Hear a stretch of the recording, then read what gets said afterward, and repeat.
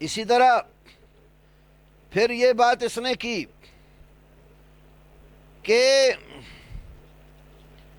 میں کہتا ہوں تمام لوگوں سے دین کے نام پر اختلاف نہ کریں،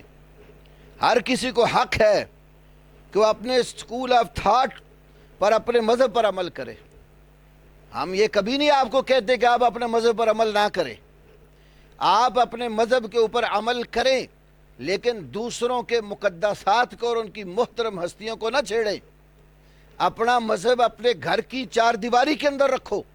عمل کرو اس کے اوپر جو تمہارا مذہب تمہیں اجازت دیتا ہے، لیکن ہماری محترم ہستیوں کے بارے میں اپنی زبان کو مت کھولو۔ سیدنا علی کے فضائل بیان کرو،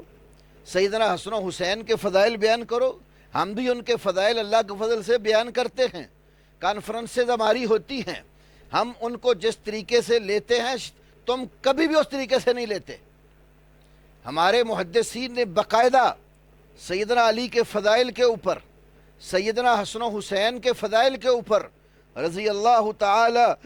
عنہم اجمعین باقاعدہ مستقل کتب مرتب کی۔ امام نسائی رحمہ اللہ نے حضرت علی کے فضائل پر باقاعدہ خصائص علی کتاب لکھی، صحیح بخاری سے لے کر نیچے درجے تک کی کتاب ابن ماجہ تک، تمام کتب حدیث میں ہمارے ہاں مناقب اور فضائل کے ابواب میں سیدین کریمین اور ان کے والد محترم سیدنا علی اور ان کی زوجہ محترمہ خاتون جنت سیدہ فاطمہ رضی اللہ تعالی عنہا کے فضائل اور مناقب اللہ کے فضل سے ہم بیان کرتے ہیں۔